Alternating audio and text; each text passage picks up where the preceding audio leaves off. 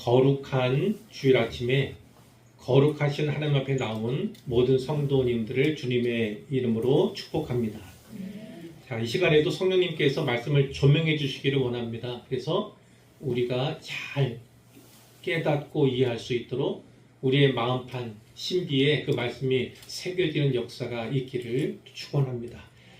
자, 지난 시간에는요, 이스라엘 자손들 가운데 유력한 세 지파, 유다 지파, 그리고 요셉 자손입니다. 요셉 자손은 두 지파로 구성이 되었는데요. 하나는 에브라임 지파, 므낫세 지파.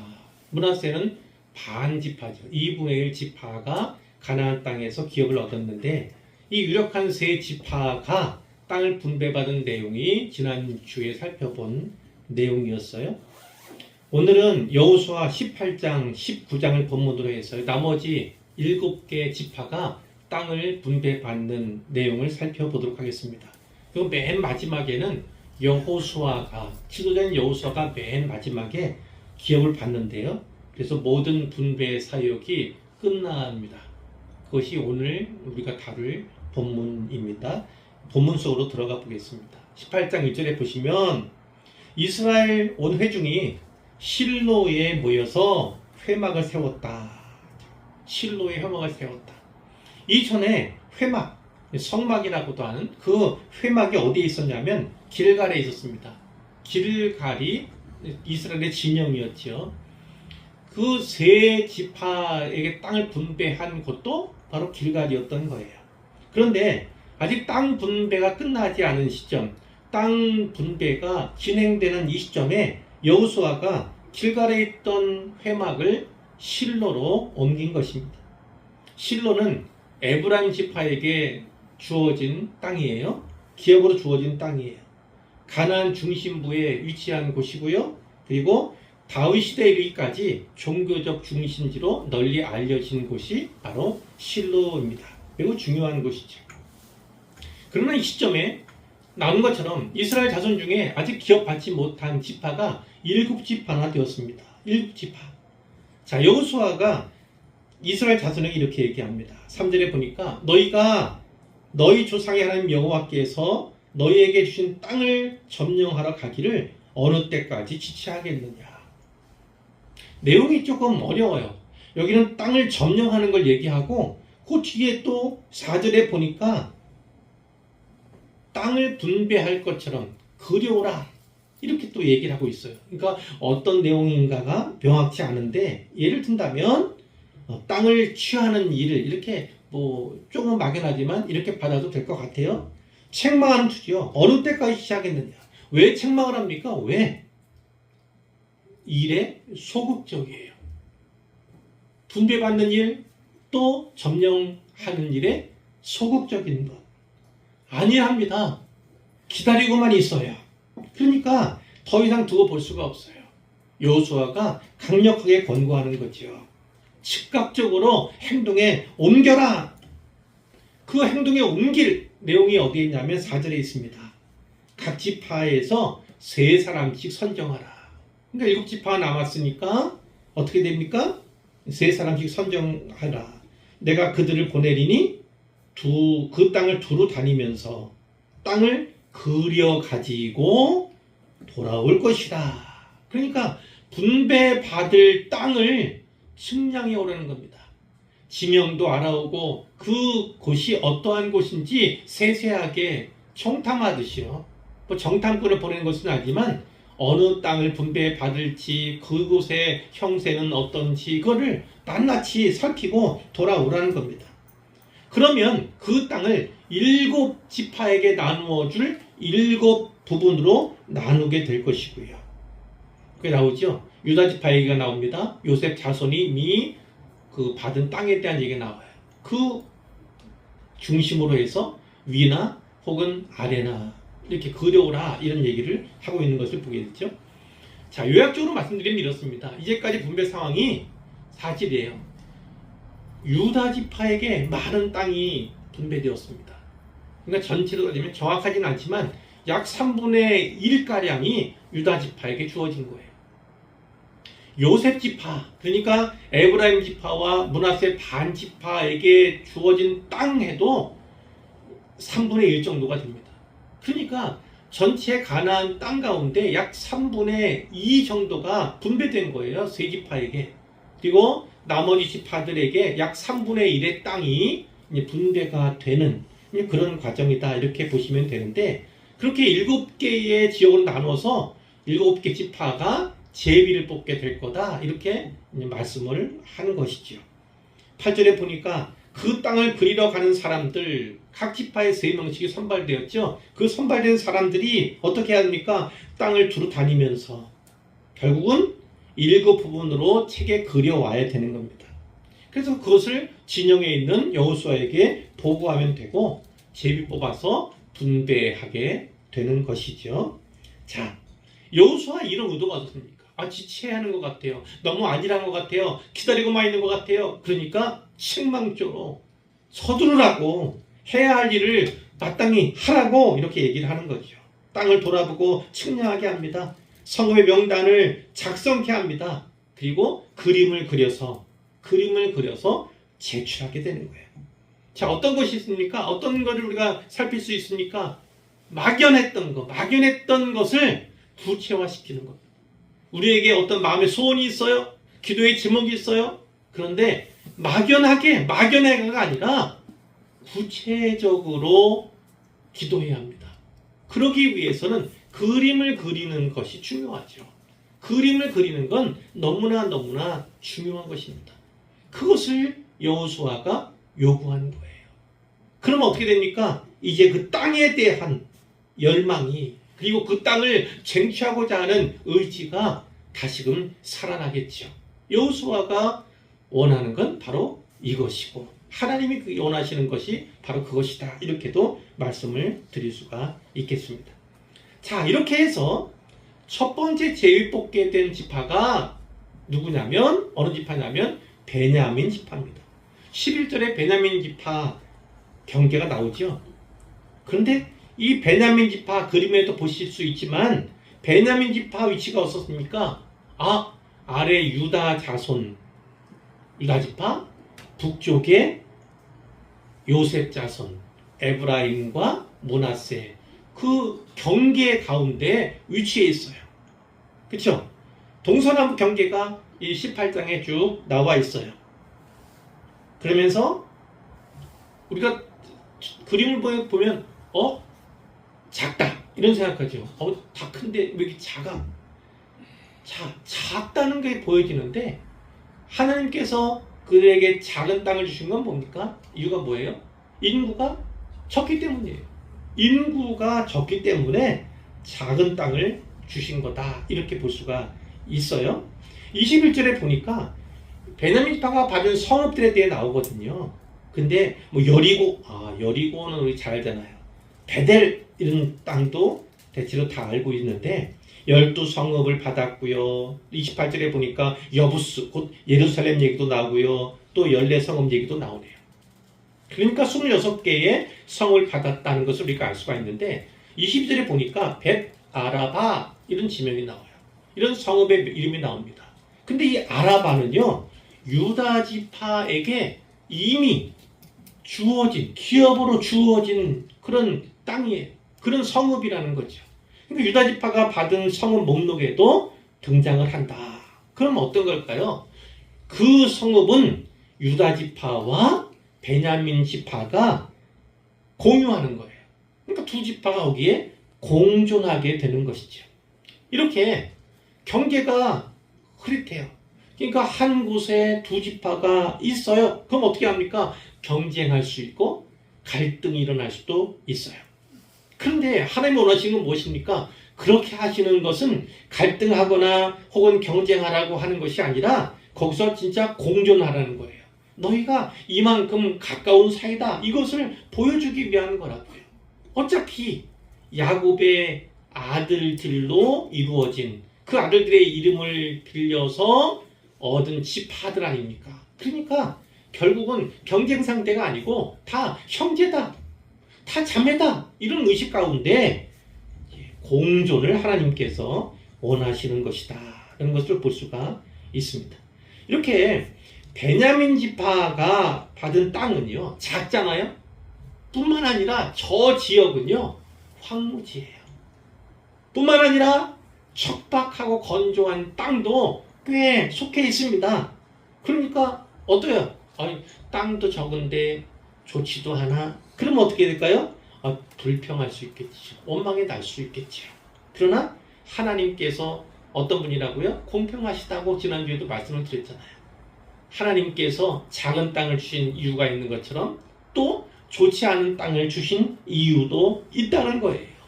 거기서부터 스스로 개척하고 시작하면 되는 것입니다. 주어진 것, 조건, 원망하고 불평하기보다, 그래서 시간 낭비하기보다는요, 지금 주어진 곳에서, 지금 주어진 위치에서, 주어진 자리에서 최선을 다하는 것, 그것이 바로 우리를 향한 하나님의 뜻이기도 합니다. 19장에 가면 두 번째로 시므온 지파가 기업을 받는 그런 내용이 있어요. 그런데 저 지도에도 보세요. 시므온 어디에 있습니까? 아니, 유다 지파 한가운데 있네요. 유다 지파가 받은 기업의 한가운데에 시므온 지파가 있는 것을 보실 거예요. 유다 자손의 기업 중에서 기업을 얻었다. 성경이 분명히 말씀하고, 부엘세바, 맨 아래 아닙니까? 사람이 살 수 있는, 거주할 수 있는 맨 밑이 부엘세바다. 이렇게 우리가 알고 있는데요. 이런 13성을 받았고 7절에 4성읍을 받았고 이렇게 18개의 성을 받았는데 그 가운데 절반 혹은 그 이상이 유다 지파와 공유해야 하는, 공존해야 하는 그런 처지에 놓인 것입니다. 9절에 보니까요. 시므온 자손의 기업은 유다 자손의 기업에서 취하였다. 그 이유가 무엇이냐면 유다 자손의 분깃이, 유다 자손이 받은 기업이 너무 많았기 때문이다. 많긴 많았는데 일방적으로 뺏을 수 있어요? 이미 주었는데 뺏을 수 있습니까? 그건 아니죠. 그러니까 한편으로 뭡니까? 많은 몫을 받은 유다 지파가 다른 형제를 위해서, 형제 지파를 위해서 양보했다. 자기 기업을 나누었다. 이렇게 볼 수가 있는 거예요. 그런데 이 시므온 지파는요, 훗날 유다 지파로 흡수가 됩니다.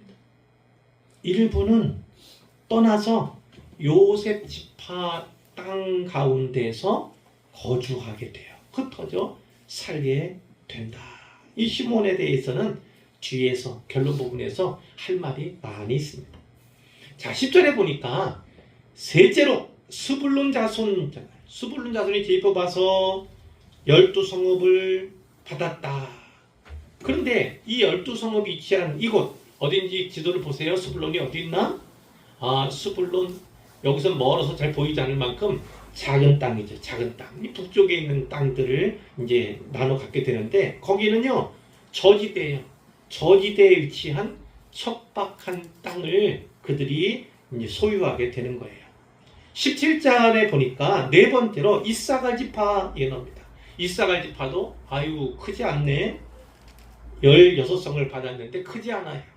그런데 이 이사갈 지파가 기업으로 받게 되는 그 땅, 거기에 뭐가 있냐면 이스르엘이 있습니다. 18절에 이스르엘은 평야지대예요. 평원시대예요.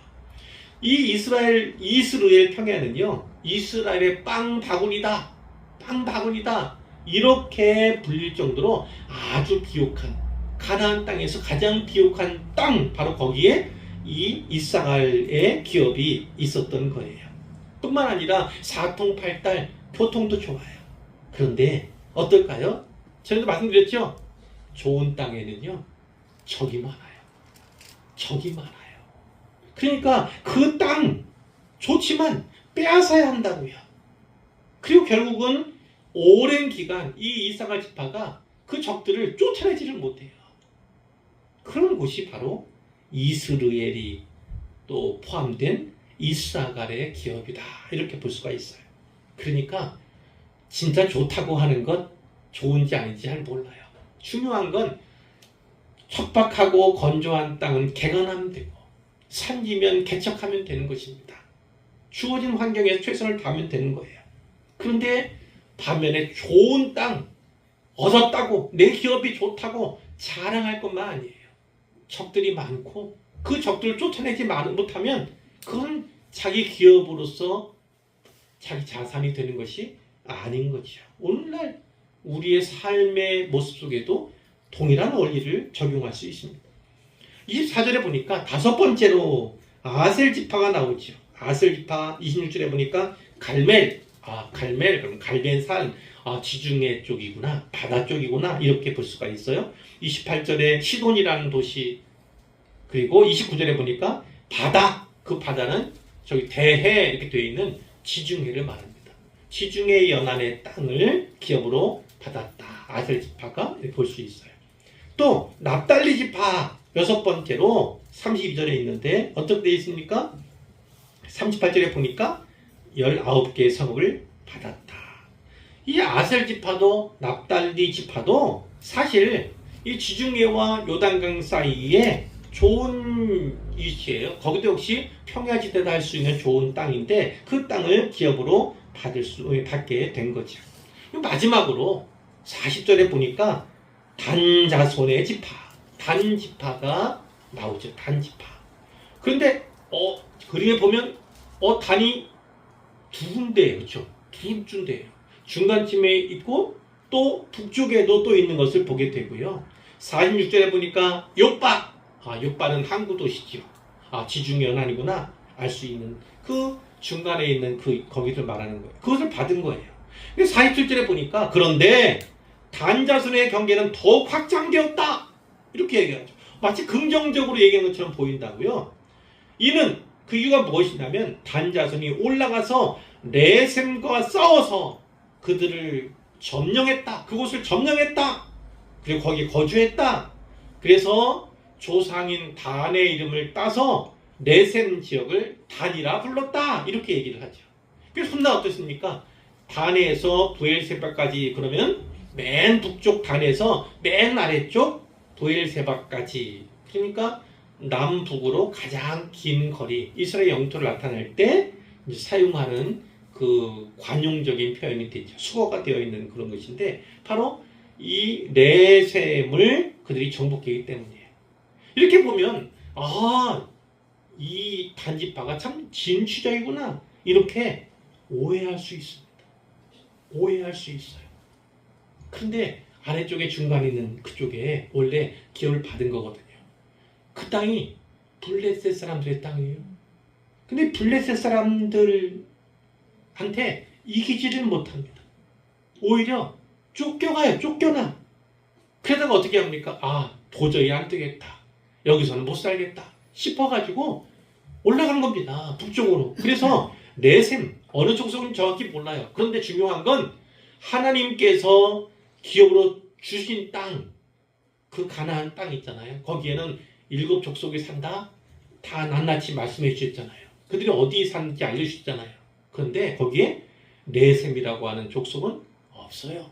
그 얘기는 무슨 이야기냐면 마치 무슨 새로운 것을 개척하고 개간하는 것처럼 보여지긴 하지만 하나님께 주신 약속의 땅 경계를 벗어난 기업은 놓치고 다른 곳에 이주해 살게 된 결국 칭찬받을 일을 하지 못한 그런 지파가 단지파다 이렇게 볼 수 있어요.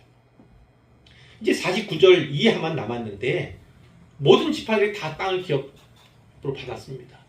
요단강 동편에서 그리고 이 서편 가나안 땅에서 다 받았어요. 그리고 마지막에 어떻게 합니까? 여호수아 기업을 받는데 거기 잘 보시면 자기들 중에서는 뭡니까? 자기들 중에서 12지파를 말하는 거예요. 그들이 여호수아에게 기업을 주었다. 이제는 여호수아가 중심이 되어서 물론 제사장과 또 다른 사람들이 있지만 이렇게 땅을 분배했지만 이제는 이스라엘 온 지파가 마음을 모아서 여호수아에 기업을 주었다. 그것은 결국 지도자로서의 노고를 수고를 치하하는 의미가 담겨 있다는 것을 보게 되는 거죠. 결국 그가 받은 성읍이 어디입니까? 에브라임 산지 딥낫 세라 이렇게 돼 있어요. 근데 이 여호수아가 에브라임 지파 사람이에요. 그러니까 자기 지파가 받은 땅 가운데 어떤 성읍 딥낫 세라라고 하는 산지에 있는 성읍을 기업으로 받았다 이렇게 얘기를 한 거예요. 이걸 통해서 모든 이 땅 분배가 끝났다. 기업을 나누게 되었다. 이런 것을 이제 보게 되는 것이요. 그리고 이것으로 이제 세 가지 요약을 해보도록 하겠습니다. 결론으로 나아가 보도록 하죠. 첫 번째, 땅 분배는요, 끝이 아닙니다.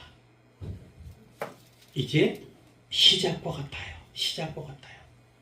하나님께서 약속하신 땅, 거기에서 정복전쟁을 치르고, 그리고 그 모든 땅들을 다 기업으로 분배받았습니다. 중요한 건 뭡니까? 단지 그 땅을 기업으로 받았다는 사실에 중요성이 있는 게 아니에요. 그 땅에서 어떻게 살아가는가? 어떻게 하나님의 영광을 나타내는가? 하나님의 나라로 만들어 가는가? 그것이 바로 각 지파에게 주어진 사명이고 또 그들의 목표가 그것이다. 이렇게 볼 수가 있는 거예요. 근데 보였던 것처럼 어느 지파는 어느 지파한테는 3분의 1을 어느 자손에게도 3분의 1을 그럼 우리는 뭐야? 7지파가 남았는데 3분의 1 땅으로 나누라고? 이렇게 입이 이만큼 나올 수 있는 원망불평할 수 있는 그런 상황이잖아요. 근데 말씀드린 것처럼 하나님은 공평하신 분이시다. 인구가 많으면 그러면 많은 땅을 주시는 거예요. 또 뿐만 아니라 어느 자손은 혹은 어느 가문은 좋은 땅, 어느 가문은 산지, 어느 가문은 척박하고 건조한 땅 이렇게 받을 수 있지만 결국 하나님께서 원하시는 건 뭡니까? 주신 것이 다 선물입니다. 선물. 하나님께 주신 선물로 알고 은혜로 알고 바로 그 자리에서 새롭게 시작하면 되는 거예요. 그 자리에서 이제 힘들면 살아내면 되는 것이고요. 살아가면 되는 것입니다. 그래서 하나님 나라를 일구어 가고 가꾸어 가는 것. 그것이 중요하다. 내내 말씀드렸지만 좋은 땅을 받았다고 해서 기뻐할 일도 아니에요. 좋은 땅은 적이 많은 법이고 침략이 많은 법입니다. 이스라엘 역사 속에서도 그렇고 우리 역사 속에서도 마찬가지죠. 좋은 땅은요. 그러면 적이 많아요. 우리나라가 이렇게 침략을 많이 받은 이유가 무엇이겠습니까? 좋은 땅이기 때문이에요. 뭐가 좋습니까? 바다에서 대륙으로 나아가는, 해양에서 대륙으로 나아가는 지정학적인 위치 너무나 좋은 거예요. 현대사 속에서는 어떤 겁니까? 러시아가 있잖아요. 위에. 그 옆에는 중국도 있잖아요. 또 그 아래는 일본이 있죠. 그리고 악의 축 가운데 하나인 북한도 있잖아요. 그러니까 그런 얘기 하더라고요. 자, 우리나라는 진짜 하나님의 은혜가 필요한 땅이다. 우리 민족은 하나님의 은혜가 아니면 살아갈 수가 없는 땅이다. 침략도 받았고 나라를 빼앗긴 적도 있었고요. 큰 고통과 아픔을 받았던 그런 근현대사가 있지요. 그런데 진짜 하나님의 은혜로 살아가는 게 우리나라고 민족이다. 세계 내노라 하는 그런 열강들이 어디에 있어요? 다 우리 주변에 있잖아요. 미국은 멀리 있으니까요. 아니죠. 미국이 주한미군을 파견하고 철군한다 이런 얘기 하지만 철군하는 건 결국은 자기 나라 미국의 이익에 반하는 겁니다. 반해요. 진짜 철군하면요. 일본 또 대만, 필리핀 여기에 그 방어선을 구축할 수밖에 없는 그 미국이 힘쓰기에 너무 어려운 그런 지경이 되거든요. 결국은 한반도라는 것, 특히 대한민국을 포기할 수가 없습니다. 이 땅을 놓고 주한미군을 철수시킬 수는 없는 그런 지정학적 위치 가운데 있는 거죠. 적들이 많다. 자, 좋은 땅을 받았다고 해서 너무 기뻐할 것도 없습니다. 좋은 땅이지만 결국 정복하지 못하면 가꾸지 못하면 오히려 종교 혼합주의, 이방 민족의 문화에 동화되고 나면 결국 어떻게 합니까? 결국은 하나님께 야단맞고 오히려 책망 듣고 그리고 적으로 말미암아 고통당하는 그런 수밖에 없게 되는 거예요. 나쁜 땅이라 할지라도 좋지 않다 여기는 땅이라 할지라도요 그거를 개척하고 개간하고 최선을 다하면 결국 하나님의 나라로 만들어 갈 수 있다. 이것이 성경이 우리에게 증언하는 내내 증언하는 그런 내용이에요. 두 번째 살펴볼 것은요. 아까도 중간에 말씀드렸지만 시몬 지파에 대해 살바르게 많습니다. 이렇게 얘기했죠. 자, 전에 그렇게 말씀드렸어요. 450년 전, 무려 450년 전에 야곱이 그 아들들 한 명 한 명에게 축복했던 그 내용. 그건 예언적인 축복입니다. 단지 야곱의 입을 통해서 하나님의 뜻이 그분의 계획이 거기에 담기고 전달되었다. 이렇게 볼 수가 있는데요. 그런데 창세기 49장에 나오는 시몬 그리고 레위 싸잡아서 나와요. 싸잡아서 나와. 그리고 이 얘기를 들으면 이게 축복인지 이게 저주하는 건지 모를 정도로 나온다고요. 시몬과 더불어 레위 지파, 레위에게도. 자, 그것이 49장 5절 이하에 있는데 제가 요약적으로 말씀드릴게요. 시몬과 레위는 형제요. 다 형제들이죠. 12명이. 근데 여기서 시몬과 레위 형제 무슨 의미가 있습니까? 얘들은 한 통속이다. 이렇게 줄일 수 있어. 한 통속이다. 그들의 칼은 폭력의 도구로다. 폭력을 가했구나. 이렇게 또 보게 되죠. 그러면서 뭐라고 얘기하냐면 6절에 그들이 그들의 분노대로 사람을 죽이고 그들의 혈기대로 소의 발목 힘줄을 끊었다. 이렇게 야곱이 얘기를 한다고요. 그러면서 그 노염이 혹독하니 저주를 받을 것이요. 분기가 맹렬하니 저주를 받을 것이라. 이 축복이 저주인지 알 수 없을 만큼. 그러면서 뭐라고 하면 내가 그들을 야곱 중에서 이스라엘 중에서 나누며 이스라엘 중에서 흩으리로다. 나누고 흩을 거다. 이렇게 얘기를 합니다. 시몬과 레위가 어떤 일을 했어요? 야곱의 아들도 있지만 딸도 있었어요.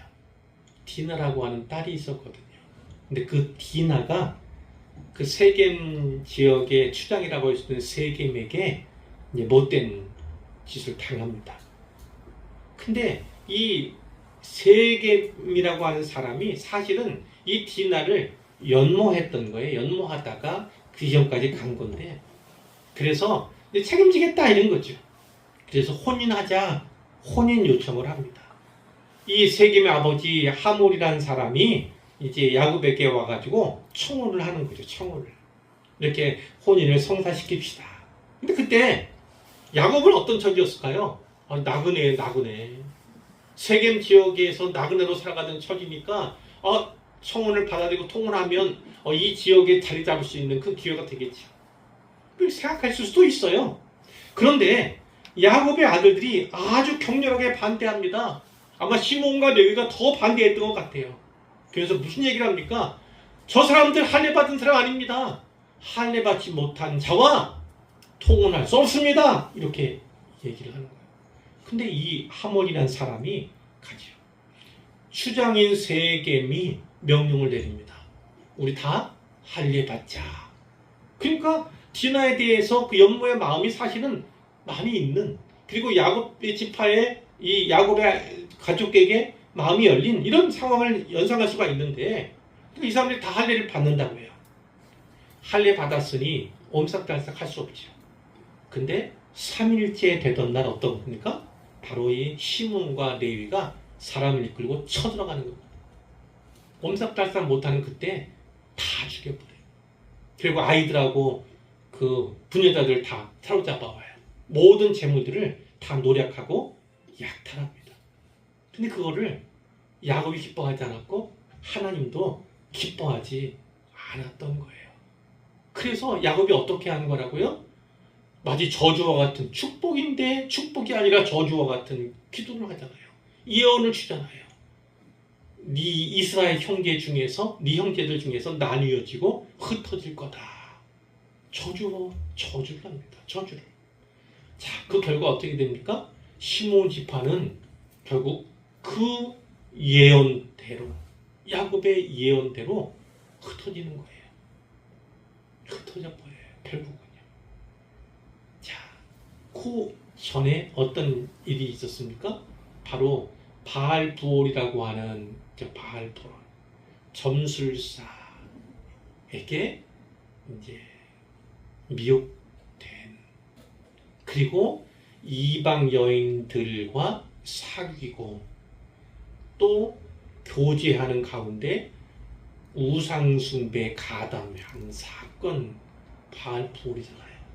그 사건으로 인해서 시므온 지파 수많은 사람이 다 목숨을 잃습니다. 그러니까 시므온 지파가 팍 쭈그러든 거예요. 인구가 줄었으니까 받은 땅도 너무나 적어지는 거죠. 적어지는. 말씀드렸죠? 시므온은 유다 지파 가운데 기업을 얻었어요. 그러나 유다 지파에 흡수되고 또 이 에브라임 지파를 비롯한 자기 형제 지파에 흩어져서 사는 신세가 되었던 거예요. 자, 그럼 레위는 어떻어요? 레위는 아시다시피 레위 지파는 땅을 기업으로 분배받지 못했습니다. 분배받지 못했어요. 그래서 심판인가? 이렇게 생각할 수 있지만 레위 지파는 반전을 일으킬 수 있는 기회를 잡았습니다. 그게 어디에 나와 있냐면 출애굽기 32장에 나와 있어요. 모세가 시내산에 올라갔습니다. 하나님 주신 돌판을 받고 내려오는 길이었어요. 근데 밑에서 기다리던, 물론 아론이 중심이 되었지만 기다리던 사람들이 무엇하고 있었습니까? 우상 숭배하고 있었어요. 금송아지를 만들어서 이것이 여호와다 이렇게 했던 거예요. 거기에 절하고 우상 숭배하던 그런 모습이 모세에게 발견이 되죠. 그래서 갖고 오던 돌판을 깨버리지 않습니까? 진노하지 않습니까? 하나님도 진노하셨어요. 그때 어떻게 얘기합니까? 하도 방자하게 하니까, 이 백성들이 방자하게 하니까 막 화가 났어요. 어떤 면에서 그 백성에게 화가 나기도 했지만 원수에게 조롱거리가 되는 게 너무나 싫었던 거예요. 그래서 결국은 어떻게 합니까? 하나님의 뜻을 따라서 하나님의 진노를 대신하죠. 자, 뭐라고 하냐면 누구든지 여호와의 편에 있는 자는 내게로 나오라. 누구든지 여호와의 편에 있는 자는 내게로 나오라. 이렇게 외쳤을 때 누가 나오냐면 바로 레위 자손들이 나온 겁니다. 레위 지파가 나온 거예요. 모세가 얘기하죠. 하나님 이렇게 말씀하신다. 너희는 허리에 칼을 차고 이 이문에서 저문까지 왕래하면서 각 사람이 그 형제를, 각 사람이 자기 친구를, 각 사람이 자기 이웃을 쳐 죽이라. 이렇게 명령을 합니다. 레위 지파가 그것을 이행합니다. 아니, 형제를 죽이는 게 쉽겠어요? 친구를 죽이는 게 쉽겠어요? 자기 이웃을 죽이는 게 쉽겠어요? 그런데 하나님의 명령이니까 그것에 순종을 하는 것입니다. 그래서 백성들 가운데 3,000명가량이 죽임을 당해요. 모세가 이렇게 말합니다. 각 사람이 자기 아들과 자기 형제를 쳤으니 오늘 여호와께 헌신하게 되었느니라. 너희가 헌신하였다. 하나님을 위해서 헌신하였다. 이렇게 얘기를 한다고요. 그러면서 그것으로 말미암아 너희에게 복을 내리실 것이다. 이렇게 얘기해요. 그러니까 시므온과 레위는 한 통수로 취급받았어요. 시므온이 저주받은 것처럼 끝내 나뉘고 흩어지게 되는 것처럼 레위도 그와 같은 운명을 받을 수밖에 없었을지 몰라요. 그런데 바로 이 출애굽기 시내산 앞에 금송아지 사건에서 하나님 영광을 위해 헌신하였던 그것 때문에 하나님께서 역전시켜 주셨습니다. 오히려 저주가 아니라 복을 받을 수 있는 저주에서 복으로 바꾸어 주셨다. 그런데 잘 보세요.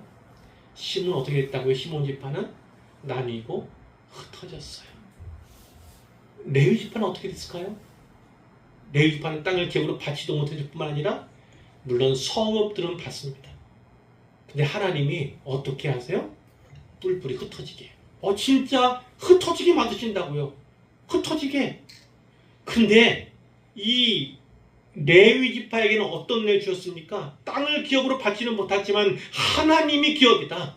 하나님께 드리는 제사, 거기에 모든 나오는 재물, 그것이 너희의 기업이 될 거다. 이렇게 얘기를 뒤에 나올 것입니다만 하나님께서 도피성을 만들어요. 어느 성이 도피성이다. 이렇게 만들어요. 요단강 서편에도 동편에도. 그리고 거기에서 주된 일을 하는 사람이 누구냐면 바로 레위 지파 사람들이 되는 것입니다. 그러니까 레위 지파는 시몬 지파처럼 흩어집니다. 흩어지지만 그들이 하는 것은 분명해요. 바로 여호와의 신앙을 보존하는 것, 형제 지파가 서로 연합하게 하는 데 사용되는 도구로서 기능을 하게 된다고요. 그러니까 나눠지고 흩어지는 것은 동일한데 그것은 저주로서의 의미가 아니라 오히려 축복으로서의 의미를 갖고 있다. 흩어지지만 흩어져서 하나님의 나라를 위해서 또 하나님 여호와의 신앙을 위해서 복무하는 그런 책임을 받게 되었다는 것을 보게 되는 것이죠. 이처럼 때로는 하나님을 아프게 할 수 있고 그리고 하나님께 배신할 수도 있어요. 그러나 어떤 기회에 하나님 위에 충성하면 하나님이 그것을 기억하신다고요. 충성한 만큼 하나님께서 보답해 주시는 분, 포상해 주시는 분이 바로 하나님이시다. 시몬과 레위는 같은 운명이에요. 같은 한 통속이에요. 그러나 흩어짐은 비슷했지만 그 의미, 뜻은 전혀 달랐다. 어찌 보면 레위는 더 큰 복을 받았다는 것을 우리가 볼 수가 있어요. 이제 마지막으로 한 가지입니다. 이제 갈렙과 여호수아에 대해서만 나누면 되겠어요. 이 땅 분배는 누구로부터 시작합니까? 갈렙이 여호수아 앞에 나온 것부터 시작합니다. 전에 모세가 저에게 이렇게 약속했습니다. 하나님 앞에서 약속했습니다. 그 땅, 무슨 땅이었어요? 헤브론을 나에게 주십시오.